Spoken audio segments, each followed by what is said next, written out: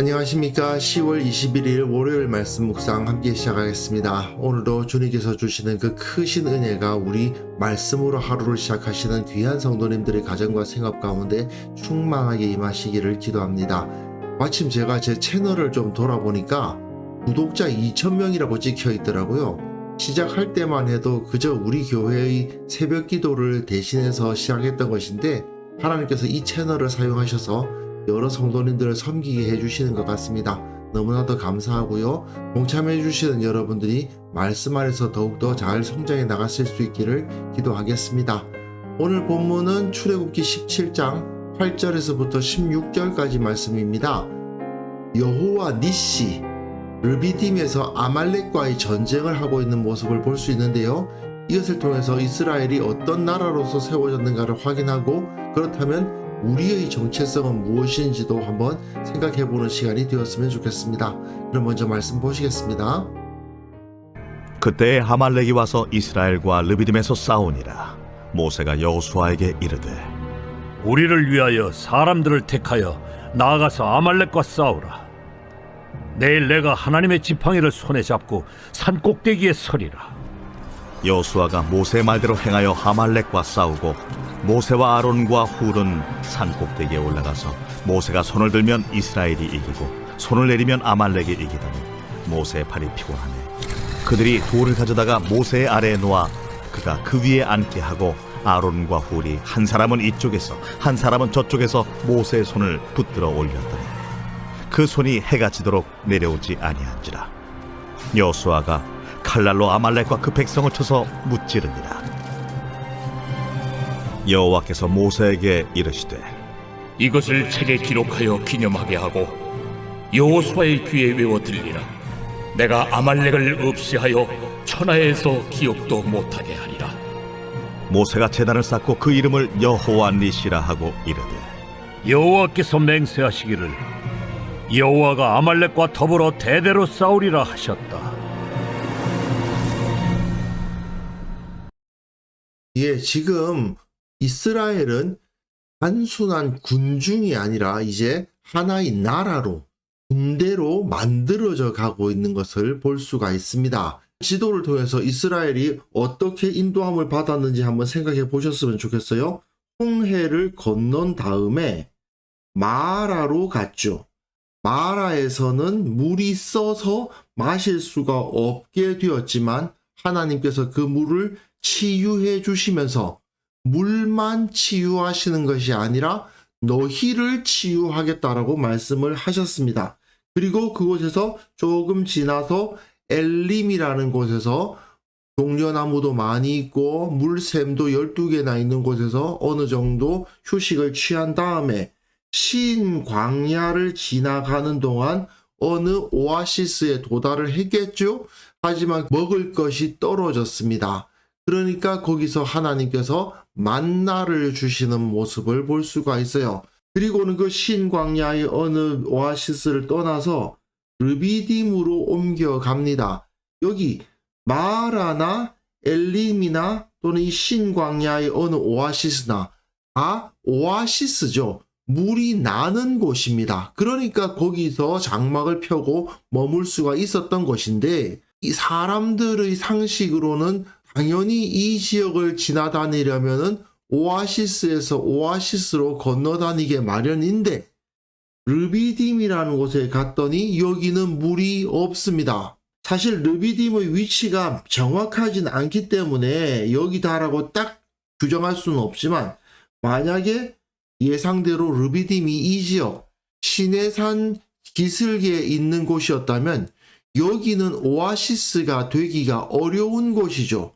고지대거든요. 고지대에는 물이 있기가 어렵습니다. 그런데 하나님께서 이 르비딤에다가 진을 치라고 하시니 사람들이 두려움에 빠지고 여기는 물이 없는데 우리를 죽이려고 그러느냐 이렇게 하나님을 의심하고 하나님을 시험했던 모습까지 토요일 날 보았습니다. 그러나 하나님은 그곳에 오아시스가 아니라 아예 강을 만들어 버리신 겁니다. 자, 물이 없던 르비딤에는 호렙산 반석으로부터 흘러내려오는 강이 생긴 겁니다. 물이 있으면 사막은 빠른 시간 내에 초목이 자랍니다. 그렇게 되면 양과 소가 먹을 풀이 풍부해지게 마련이고요. 매일 저녁에는 메추라기가 와서 쌓이고 아침에는 만나가 내립니다. 게다가 옆에는 강이 흘러요. 사실 사람들은 강만 옆에서 흐르고 있으면 거기서 문명을 만들어내기도 합니다.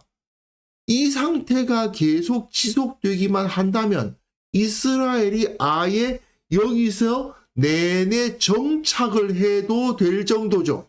아예 이곳을 자기들의 영토로 삼고 나라를 세워도 될 정도입니다. 물론 이 가나안 땅하고 비교할 수야 없겠지만, 그러나 여기서 오랫동안 정착해 있으라고 해도 큰 문제가 없는 상황이 되어버린 겁니다. 이처럼 이스라엘이 비록 광야에 있기는 하지만 마치 땅을 가지고 정착 생활하는 것과 비슷한 수준으로 이 시내산 자락 르비딤에 머물 수 있었던 것은 결국 나중에 가나안 땅에 들어가서 그것을 정복하고 난 이후에 누리게 될 복락을 미리 맛보는 거라고 할 수 있겠죠. 마치 우리가 저 영원한 하나님 나라에 아직 들어가지는 못했지만 이 땅에서 하나님 나라의 복락을 미리 맛볼 수 있는 것과 마찬가지로 이스라엘은 이 르비딤에서 비록 가나안만큼은 아니지만 정착 생활과 비슷한 수준의 생활을 이어나갈 수 있었던 것입니다. 그런데 바로 이때 정착한 나라들이 주로 겪는 문제가 나타납니다. 무엇이냐 하면 바로 외적의 침공인 것이죠. 본문 보시면요, 그때에 아말렉이 와서 이스라엘과 르비딤에서 싸웁니다. 이곳이 르비딤이었다는 사실이 다시 밝혀지고 있죠. 르비딤은 이스라엘의 임시 영토나 다름이 없습니다. 거기서 장막을 치고 정착해 있었던 거예요. 강이 흐르니 사람들이 얼마든지 거기서 살 수 있는 곳이 되었습니다. 그런데 이렇게 사람들이 정착해서 살아갈 수 있는 장소가 나타나기 시작하면 꼭 보면 그 주위에 약탈하기 위해서 쳐들어오는 자들이 생깁니다. 아말렉은 정해진 영토에 머물면서 국가를 이루고 있는 민족은 아니었던 것 같습니다. 또는 소규모로 국가가 됐다가 흩어지고 됐다가 망하고 이런 일들을 겪었던 사람들이라고 생각할 수도 있겠습니다. 아마도 이들은 광야를 떠도는 유목민이었을 것 같고요. 걸핏하면 다른 민족을 쳐들어가서 약탈하는 자들이었던 것으로 보입니다. 모세가 여호수아에게 이르되 우리를 위하여 사람들을 택하여 나가서 아말렉과 싸워라. 내일 내가 하나님의 지팡이를 손에 잡고 산 꼭대기에 서리라.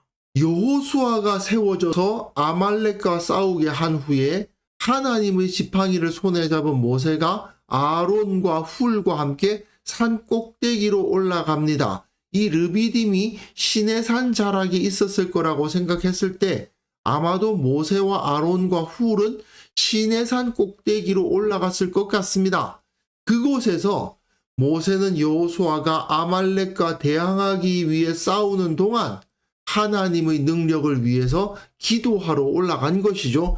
여호수아는 모세의 말대로 행하여 아말렉과 싸우고 모세와 아론과 훌은 산 꼭대기로 올라갑니다. 하나님께 간구하기 위함이었을 것입니다.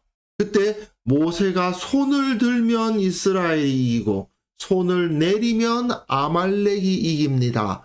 이스라엘이 숫자가 적은 건 아니지만 군사 훈련을 받았을 리도 없고 싸움을 잘하는 사람들이었을 것이라고 보기는 어렵습니다. 그런데 그때 모세가 손을 들면, 즉 하나님께 기도하면 이스라엘이 이깁니다.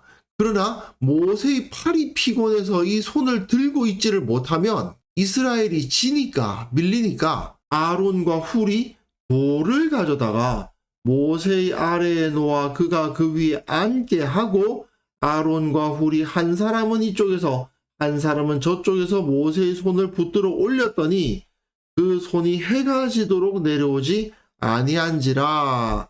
여호수아가 칼날로 아말렉과 그 백성을 쳐서 무찌르니라. 예, 승리하였습니다. 어떻게요?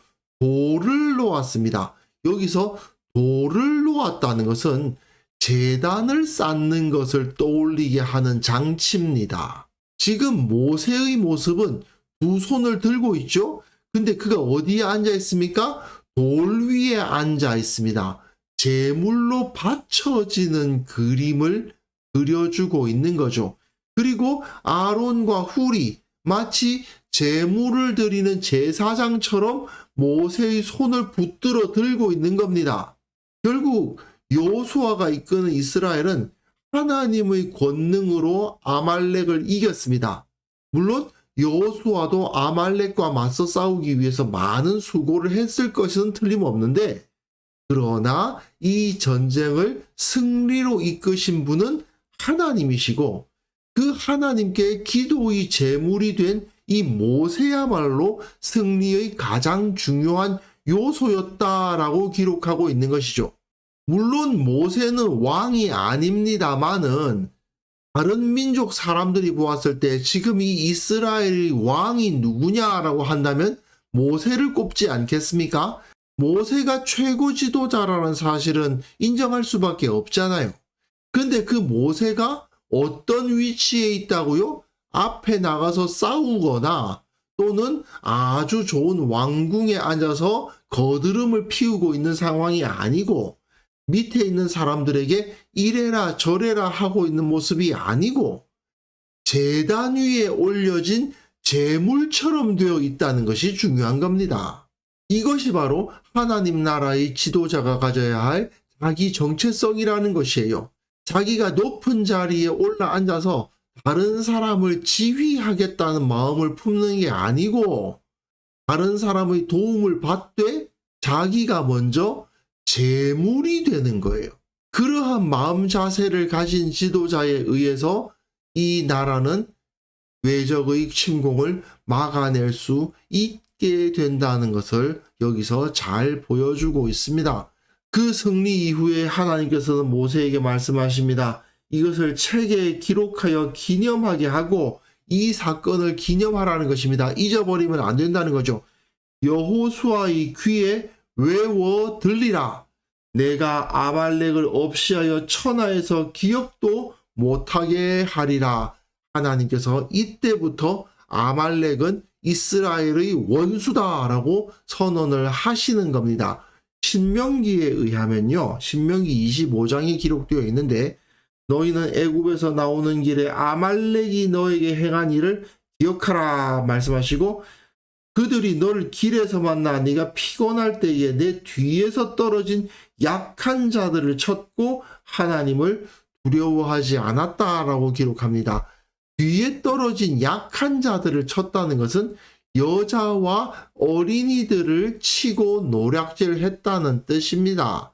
그러다 보니까 하나님께서는 이 아말렉을 용서하지 않는다고 선언을 하십니다. 아말렉이 이스라엘에게 행한 일, 곧 애굽에서 나올 때의 길에서 대적한 일로 내가 그들을 벌하노니, 거의 비슷한 말씀이 주어지죠. 사무엘을 통해서 사울에게 주어진 말씀입니다. 지금 가서 아말렉을 쳐서 그들이 모든 소유를 남기지 말고 진멸하라, 모조리 없애버리라는 명령이 사울에게 사무엘을 통해서 주어지는 것도 볼 수가 있습니다. 그 정도로 하나님은 아말렉은 이스라엘의 원수다라고 선언을 하시는 거죠. 이스라엘을 공격하는 나라는 하나님의 원수가 됩니다. 그래서 모세가 제단을 쌓고 그 이름을 여호와 니시, 히브리어로 네스라고 그러는데, 이 네스가 깃발, 표식 이런 뜻이에요. 근데 이 네스가 니시 되면 나의 깃발 이렇게 되거든요. 그래서 여호와는 내 깃발 이런 말이 됩니다. 우리나라의 깃발은 태극기죠. 모든 나라에는 깃발들이 다 있습니다. 그 깃발을 중심으로 사람들이 모이지 않습니까? 하나님께서 나의 깃발이라는 말은, 우리의 깃발은 여호와 하나님입니다. 우리는 여호와 하나님의 이름 아래 뭉쳤고 여호와 하나님으로서 정의되고 여호와 하나님으로서 규정되는 나라다라는 것을 보여줍니다. 그리고 그 자리에 제단이 쌓였죠. 원래는 자기가 그 위에 앉은 제물과 같이 있었는데 마치 이삭이 제물로 바쳐졌을 뻔한 그 제단에 다른 제물이 올려졌던 것처럼 모세는 여호와 니시라는 이 제단을 만들어 올린 것입니다. 그러면서 하나님께서는 맹세를 하시죠. 여호와가 아말렉과 더불어 대대로 싸우리라. 실제로 신명기에도 그렇고 사무엘서에도 그렇고 하나님은 아말렉을 절대로 남겨놓지 않겠다라고 아예 맹세를 하시는 것을 볼 수 있습니다. 그런데 이 모세의 모습을 보면요, 예수님의 모습과 매우 비슷하죠.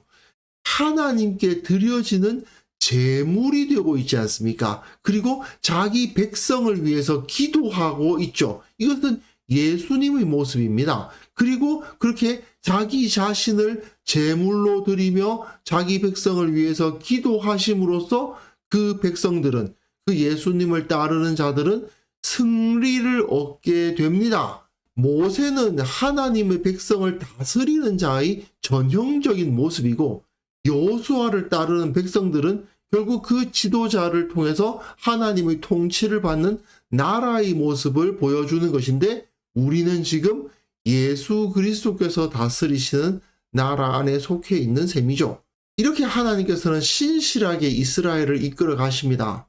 비록 이스라엘이 예상치 못한 상황들 겪기도 했고 그 가운데서 불평불만도 있었고 했지만 하나님께서는 신실하게 약속하신 그대로 이스라엘을 하나님의 백성 군대로 삼으셨고 그들을 훈련하셨고 조직화하셨고 그리고 하나의 나라로 만들어서 군대가 되게 하셨습니다.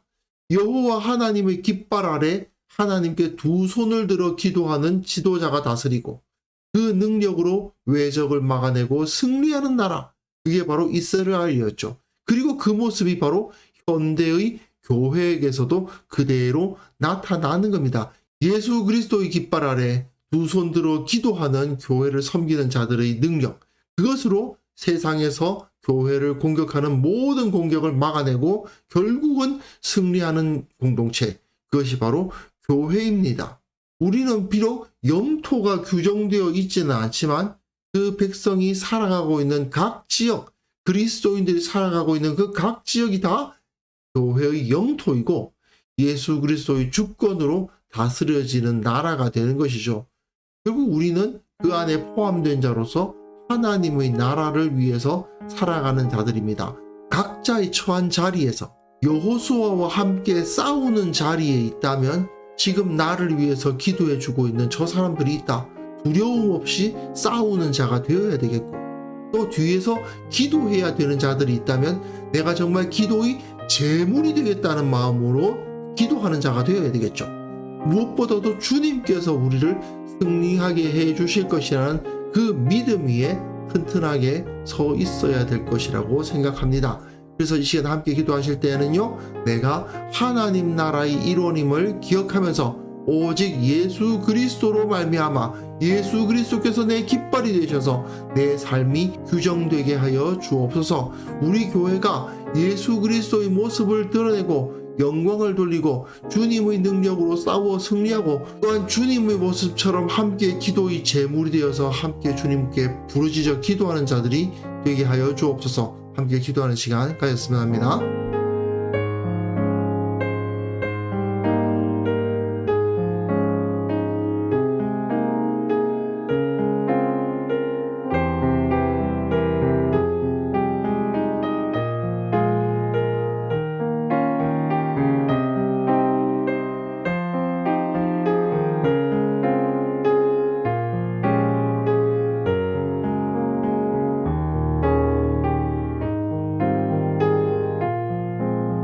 하나님 아버지, 내가 하나님 나라에 속했음을 기억하게 하시고 오직 예수 그리스도 우리 주님으로 말미암아 내 삶을 규정하는 자가 되게 하여 주옵소서. 오직 예수 그리스도의 복음이 내 삶의 이유라고 고백하는 자가 되게 하여 주시고, 또한 우리 교회 모든 성도들이 오직 예수 그리스도의 모습을 드러내고 그분께 영광을 돌리며 세상 가운데에서 승리하는 자들 될 수 있도록 도와주옵소서. 한국 교회를 위해서 기도합니다. 한국교회의 세상적인 가치관과 여러 가지 부끄러운 죄악들이 눈에 띄고 있지만 이들을 변화시키사 예수 그리스도의 이름으로 하나가 되게 하시고 세상의 공격을 이겨내며 주님께 승리의 영광을 돌리는 그러한 공동체가 될 수 있도록 한국교회를 주님께서 그 능력으로 붙들어 주옵소서.